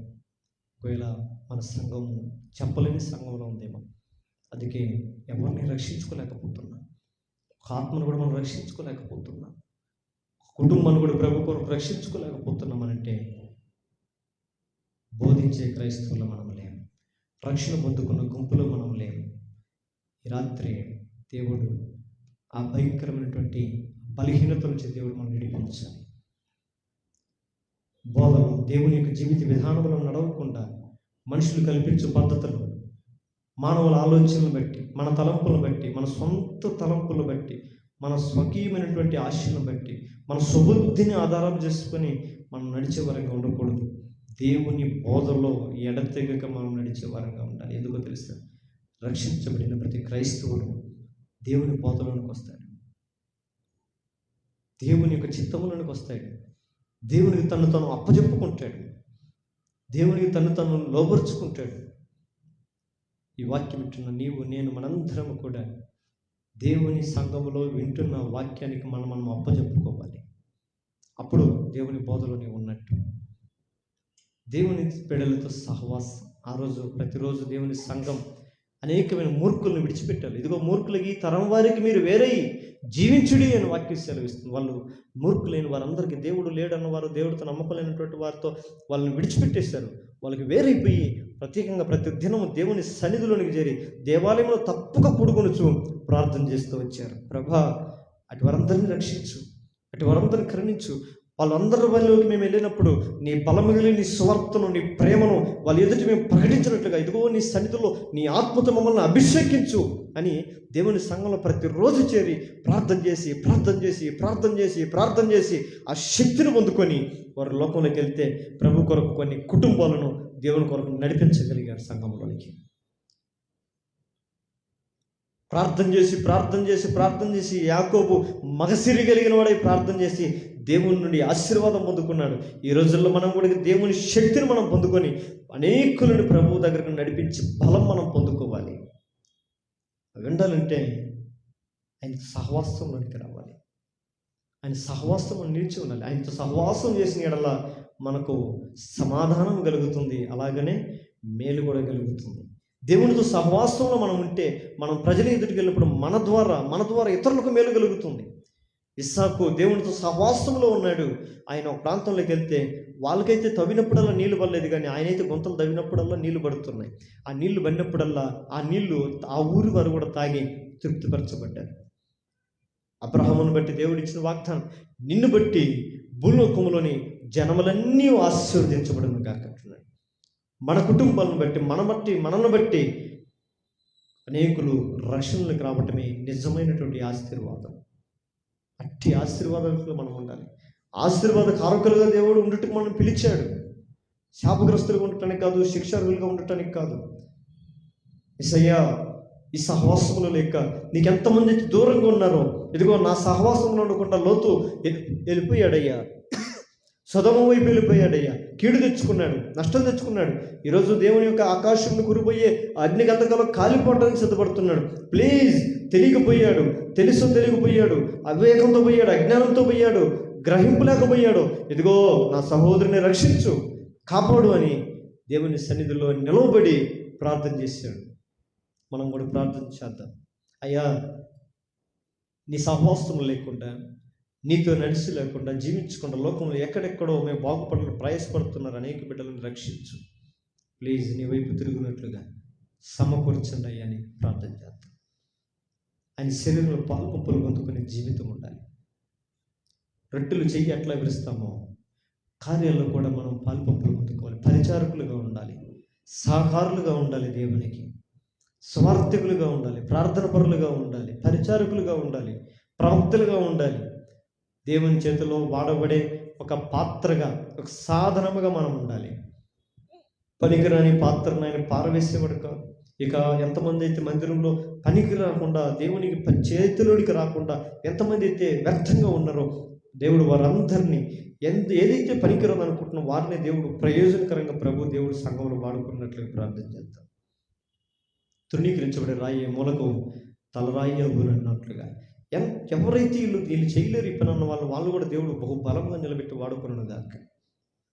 ఇక ఆఖరిగా ప్రార్థన చేయాలి. ప్రార్థన చేస్తే జీవితం వల్ల కలిగి ఉండాలి. ప్రార్థన వల్ల మన జీవితంలో ఏదైనా మనం పొందుకోగలం. ప్రార్థన ద్వారా మనం ఏదైనా సాధించగలం. ప్రార్థన ఎప్పుడైతే మనం చేయలేమో మనం సమస్యల వలయాల్లో చిక్కుకొని పోతాం. ఒకవేళ ఈ రాత్రి భయంకరమైనటువంటి శోధంలో చిక్కబడి ఉన్నావేమో, కృంగిపోయినటువంటి పరిస్థితుల్లో నువ్వు మునిగిపోయేంత స్థితిగతుల్లో నీవు ఉన్నావేమో, ఆఖరిలో కూడా నీ స్వరము మాట్లాడడానికి అవకాశం కలిగిందంటే ఆ స్వరాన్ని ప్రభువా నన్ను కరుణించని ఒక చిన్న ప్రార్థన చేస్తే చాలు. సముద్రం ముంచి వేస్తున్నా కూడా శిష్యులు ప్రభువా మమ్మల్ని కరుణించని కేకలేశారు. ఆ స్వరమైన దేవుడు సముద్రాన్ని నిమ్మల చేసినట్లుగా నీ జీవితంలో, నీ బ్రతుకులో ఉన్న ప్రతి పరిస్థితులన్నింటినీ, ఆటుపోటుల్ని, ప్రతి విధమైన వాటన్నిటిని, తుఫాను లాంటి శ్రమలను, కల్లోలం చేస్తున్నటువంటి అలల లాంటి యొక్క భయంకరమైనటువంటి శోధనలను కూడా, పరిస్థితులను కూడా నా దేవుడు నిమ్మలపరచడానికి శక్తి కలిగిన వాడు. కానీ ఆ సమయంలో మనం చేయాల్సిన ఒకటి, ప్రభువా కరుణించని చేసే ప్రార్థన, సంఖ్యలను విడిపించినటువంటి ప్రార్థన, శోధన నుంచి విడిపించినటువంటి ప్రార్థన, పాడైపోయిన ప్రాకారాలను తిరిగి కట్టేటట్టుగా చేసింది నెహెమ్యా ప్రార్థన. ఈరోజు నీ జీవితాలు, నీ బ్రతుకులని, మీ వ్యవస్థను దేవుడు కట్టుటకు మనం చేయాల్సింది దహన బలులు కాదు, సర్వాంగ హోమాలు కాదు, ప్రార్థన. అటు ప్రార్థనతో మనం ముందుకెళ్తాం. ఎందుకంటే ఇవన్నీ దేవుని వల్ల రక్షణ పొందుకున్న వారిలో ఉండే ఒక ఉన్నతమైనటువంటి ఒక పిల్లర్స్. దీని కింద ఉంటే ఆరోగ్యంగా ఉన్నట్టు, ఇవి లేకపోతే హాస్పిటల్లో ఉన్నట్టు. బలహీనుడు ఏ రీతిగా హాస్పిటల్లో ఉంటాడో, లేకుంటే అడ్మిట్ అయి ఉంటాడో, ఎంతమంది అయితే ఆత్మీయతలో బలహీనంగా ఉంటారో వారందరూ లోకంలో ఉంటారు. బలం కలిగిన వారు దేవుని సన్నిధిలో ఉంటారు. నీతిమంతులు ఉదయమున బలముతో ఉదయించే సూర్యుని వలె ఉంటారంట. ఆమె వారు కదలక నిత్యము సియోనులో నిలిచి ఉండుదురు అంటుంది. యెరూషలేము చుట్టూ ప్రాకారము ఉన్నట్టు వారు కదలక స్థిరములై ఉంటారంటుంది వాక్యం. రక్షణ, ఈ రక్షణ ప్రతి ఒక్కరి కుటుంబంలో దేవుడు దయచేయనుగాక. ప్రార్థన. ప్రేమ కలిగిన మా తండ్రి, కృప కలిగిన మా దేవా, మీ పరిశుద్ధమైన మీ నామానికి స్తుతులు స్తోత్రములు నాయన. ఆదివారం సన్నిధిలో నీ ఆలయంలో ప్రకటించిన మేరకు మంగళవారం సియోనులో సంఘములో నీ సన్నిధిలో దేవానాయన నీ నామమును బట్టి ప్రార్థించడానికి బిడ్డలుగా మాకు ఇచ్చినటువంటి గొప్ప అవకాశాన్ని బట్టి నీకు వందనాలు. ఇదిగో నాయన ఈ సమయాన్ని మేము సద్వినియోగం చేసుకుని మాటలు వరకు వినటానికి ఇచ్చిన కృపకై నీకు వందనాలు. అపోస్తలుల కార్యం ప్రకారం ఇదిగో యవన వలన రక్షణ కలుగదు, ఈ నామం వల్ల మనకు రక్షణ కలుగదు. భూమి మీద మనుషుల్లో ఇవ్వబడిన ఏ దేని వలనైనా కూడా రక్షణ కలగదు, పొందుకోలేరని ఈ వాక్యం సెలవిస్తూ వచ్చావు. అవునైనా భూమి మీద మాకు రక్షణ లేనప్పుడు అనేక మంది ప్రవక్తలు వచ్చారు, అనేక మంది దైవజనులు వచ్చారు. అయితే వారి యొక్క బోధలు, వారి యొక్క ఉపన్యాసాలు, వారి యొక్క వాక్యాలు, వారి యొక్క మాటలు, వారి యొక్క నడిపింపు మనుషులకు రక్షణ ఇవ్వలేదు. కానీ నీవు రక్షణ ఇవ్వటానికై మా కొరకు ఈ లోకానికి వచ్చి రక్షణతో కూడుకున్నటువంటి మా జీవితాలకి ఏదైతే అవసరమో ఆ అవసరానికి తగినటువంటి నీ ప్రాణమును, నీ రక్తమును మా కొరకై అర్పించాం. అర్పణ ద్వారా వచ్చిన ఈ రక్షణ మేము పొందుకొని జీవిస్తే నాయన ఆ రక్షణ మమ్మల్ని నీవున్న స్థలంలోనికి నడిపిస్తుందని ఒక ఉన్నతమైన విషయాన్ని మాకు బోధిస్తూ వచ్చాం. అయితే అక్కడికి చేరే వాళ్ళు మొదటగా ఎలా ఉంటారో అని ఈ వాక్యం సెలవిస్తూ వచ్చాం. బోధ ఎందును, రొట్టె సహవాసమును, రొట్టె విరుచుటి ఎందును, నాయన ప్రార్థించుటి ఎందును వారు ఎడతెక్క ఉంటారని. ఆయన అయితే ఈ దినాల్లో సంఘములో నా ప్రభా నీ రక్షణ పొందుకున్న వాళ్ళు కరుమరుగైపోయి ఉన్నారు. నా యేసయ్య ఆయన ప్రతి ఒక్కరిగా రక్షణ దయచేయండి. ఎవరైతే నాయన రక్షణ లేకుంటున్నారో, ఈ రక్షణ నా ప్రభా గ్రహించలేకుంటున్నారో, ఈ రక్షణ శక్తిని తెలుసుకోలేక ఇంకా లోకంలో జీవిస్తున్నారు యేసయ్య. అటు వారందరికీ నా ప్రభా రక్షణ భాగ్యం ఎరుగినట్లుగా మూయబడిన ప్రతి మనోనేత్రము యేసు నామములో తెరవబడినగా కానీ ప్రార్థన చేస్తున్నాను. అందుకే సీయోను సంఘాన్ని జ్ఞాపకం చేసుకోండి తండ్రి. సంఘంలో ఉన్న ప్రతి కుటుంబాన్ని మీరు జ్ఞాపకం చేసుకోండి. రక్షింపబడిన వారి వల్ల, రక్షణ పొందుకున్న కుటుంబాల వల్ల సీయోలో నిలిచినట్టు సహాయము దయచేయండి. లోకంలో శిక్ష ఉంది, లోకంలోనైనా తండ్రి అవిధేయత ఉంది, లోకంలో దేవుని యొక్క ఉగ్రత ఉంది, లోకంలో దేవుని యొక్క శాపం ఉంది. దేవా, దాని నుంచి విమోచించబడిన వాడే నిజమైన రక్షకుడు అన్నట్లుగా తండ్రి, ఈ లోకంలో ఉన్నటువంటి నాయన అపవాది బంధకాల నుంచి, నాయన అపవాది వేస్తున్న యొక్క నాయన తండ్రి ఉరుల నుండి ఈ విడలు విడిపించబడిన వారే, క్రీస్తు నాయన కలవరంలో కార్చిన ఊరు వెలుపల శ్రమపడినటువంటి దేవా నాయన నీ శిలువ చెంతకు నాయన మేము చేరువచ్చినట్లుగా ఆ లోక బంధకాలను విడిపించి సీయోనుని సన్నిధిలోని ప్రతి కుటుంబాలు మీరు నడిపించమని వేడుకొనుచున్నాం. ఆయన రాబోయే దినాల్లో నా ప్రభు సీయోనులో ప్రతి కుటుంబం రక్షణ పొందుకున్న కుటుంబాలు నిలిచి ఉండుటకు సహాయము దయచేయండి. రక్షణ లేని వారి మీదకి శిక్ష నిలిచి ఉంటుందని ఎఫెసీయులకు రాసిన పత్రిక 2వ అధ్యాయం ప్రకారం నాయనా ఈ సంఘంలో ఏ కుటుంబం మీద కూడా నాయన తండ్రి దుష్టుడు వారి శిక్షలో కలుగు చేసేటట్లుగా, వారి జీవితంలోని ప్రేరేపించుకున్నట్లుగా దుష్టుడి నుంచి, సోదరు నుంచి, కీడు నుంచి ప్రతి కుటుంబాన్ని మీరు కాపాడమని, విడిపించమని యేసయ్యా నీ పాదములు పట్టుకొని బ్రతిమలాడుకుంటున్నానయ్యా. ప్రతి కుటుంబానికి నీ కాపుదల వచ్చండి. దేవా, లోతు ఏ రీతిగా నాయన తండ్రి తప్పిపోయాడో తన యొక్క నాయన తన సహోదరు కుమారుని కొరకు అబ్రహాము వేడుకున్నట్లుగా తండ్రి ప్రతి కుటుంబం కొరకు, ప్రతి బిడ్డ కొరకు నాయన తండ్రి రాష్ట్ర సన్నిధులు వేడుకుంటున్నామయ్యా. దేవా, నీ కోపము, దేవా నాయన తండ్రి నీ యొక్క ఉన్నతమైనటువంటి నాయన తండ్రి ఆ ఉగ్రత ఆయన సుధమ మీద కురిసినప్పుడు అక్కడ లోతులు తెప్పించినట్లుగా తండ్రి ఈ లోకంలో తండ్రి దేని యొక్క నీ ప్రభావం బిడ్డల మీద పడకున్నట్లుగా, నీ కృపలో బిడ్డలు నిలిచి ఉన్నట్లుగా ప్రతి బిడ్డలు మీరు జ్ఞాపకం చేసుకోమని ప్రార్థన చేస్తున్నాం. ఆయన లోతును తప్పించిన ప్రతి కుటుంబాన్ని, సంఘంలో ప్రతి కుటుంబాలు తప్పింపబడి దేవా నీ కృపలో దాచబడినట్లుగా, నీ యొక్క రక్షణలో నిలిచి ఉన్నట్లుగా, దేవా నీ భద్రతలో, నీ కృప ఆదర్శంలో తండ్రి నీ బిడ్డలు అయినా తండ్రి ఆయన క్షేమం కలిగి జీవించినట్లుగా సహాయం దయచేయమని ప్రార్థన చేస్తున్నాం. దేవా, సంఘ సేవలు విస్తరింపు చేయండి. సంఘ సరిహద్దులు విశాలపరుస్తున్నాను నా ప్రభా. ఇది సంఘము ప్రార్థనా మందిరం అనబడాలి. ఇదిగో ఈ సంఘంలో ప్రార్థించే ప్రార్థన పరులను దయచేయండి నాయన. ప్రార్థన పరులను నడిపించండి ప్రభా. దేవాలైన ఈ సన్నిధిలో తండ్రి దేవారాత్రులు కన్నీరు వార్చి దేవా ప్రలపించే యొక్క నాయన తండ్రి బిడ్డలు ప్రార్థించే వరకు కావలేసయ్యా. నాయనటి ప్రార్థన పరులను ఉన్న ప్రతి ఒక్కరి మీద కూడా నాయన తండ్రి ఈ ప్రార్థనాత్మని కుమ్మరింపమని ప్రార్థన చేస్తున్నామయ్యా. తండ్రి ప్రతి ఒక్కరు కూడా తండ్రి పాటలు పాడేవారుగా, వాద్యములు వాయించేవారుగా తండ్రి నీ సన్నిధిలో నాయన తండ్రి పరిచారకులుగా, స్వార్థికులుగా, తండ్రి వాక్యోపదేశకులుగా, తండ్రి పనికొచ్చే పాత్రల వలె దేవ సంఘం అనే నీ శరీరంలో తండ్రి ప్రతి అవయము వికలాంగుల వలె కాక నేను పనికొచ్చే సాధనములో ఉన్నట్లుగా సహాయము దయచేయండి. ఈ సంఘము మా ద్వారా నా ప్రభా ఇదిగో నాయన తండ్రి ఈ సంఘానికి రాజు, ఈ సంఘానికి శిరస్సును కనుక నీ శిరస్సు మీద ఉంచబడిన కిరీటం అందలి రత్నముల వల్ల మేము నాయన ప్రకాశించినట్లుగా సీఎంలో ఉన్న ప్రతి కుటుంబాన్ని మీరు మీ ముఖ కాంతితో, నీ సన్నిధి కాంతితో ప్రసరింపజేసి ప్రతి ఒక్కరి జీవితంలో వెలుగును కుమ్మరించుదురుగా కానీ ప్రార్థన చేస్తున్నాం.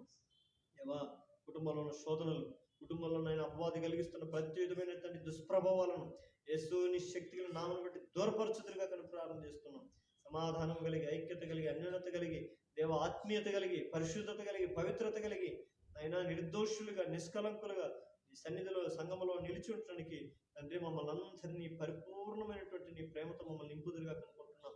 దేవ నువ్వు ఏ చిత్తమైతే నాయన తండ్రి సంఘం పట్ల ఉద్దేశం కలిగి ఉన్నావో ఆ పరలోకమున నీ చిత్తము సంపూర్ణంగా యేసు నామములో సీయోను పట్ల జరుగునుగా కను ప్రార్థన చేస్తున్నాం. ఇవి రాత్రికాల చేరువచ్చిన ప్రతి బిడ్డలు మీరు దీవించు. వారి జీవితాల్లో ఉన్నటువంటి ఏ సమస్త రీతులను చూస్తున్న దేవుడు నాయన ఎదుగో ఎవరైనా సరే నా సన్నిధికి వచ్చినప్పుడు తమ తగ్గించుకొని ఆకాశమందులో నా వైపు ప్రార్థన చేస్తే ఆకాశం నేను ప్రార్థన ఆలకించి వారు కావలసిన వాటిని అనుగ్రహిస్తాను, వారు స్వస్థపరుస్తానని మాట ఇచ్చినవు కదా నా యేసయ్య. నీ సన్నిధికి వచ్చిన మేమందరి జీవితాల్లో నాయన తండ్రి నీకు మరుగైనవి కాదు, నీకు కనబడినవి కాదు నాయన, నీకు సమస్తంలో తేటగా చూసి నా దేవుడివి అన్న యొక్క ఏడుపును అర్థం చేసుకున్నావు దేవా. నీ సన్నిధికి వచ్చిన జీవితాన్ని మార్చినైనా జీవితంలో ఆనందం కలిగి చేసి పంపించిన నా దేవుడు కనుక ఇక్కడ చేరొచ్చిన మా జీవితాల్లో మా ప్రార్థనలు మీరు జ్ఞాపకం చేసుకోనండి. దేని యందు మా జీవితాల్లో సంతోషం కలిగి ఉంటాయో, ఏటి యందు మా బ్రతుకులు ఆనందం కలిగి ఉంటాయో అటు వాటిని మా జీవితంలో సమకూర్చి దేవా వాటి యందు మేము నడిచినట్లుగా సహాయం దయచేయండి. సంఘంలో ఉన్న ప్రతి కొరతలు మీరు తీర్చండి నాయన, సర్వ సమృద్ధిని తెచ్చేయండి. సర్వనాయన తండ్రి ఈ సంఘానికి సంపూర్ణతను ప్రసాదించమని వేడుకొనిచున్నాము నాయన. ఇదిగో ఇదిగోనైనా తండ్రి సంఘంలో పేరున ప్రతి కుటుంబం నీ పాత్రను తీసుకొస్తున్నాం ఆయన.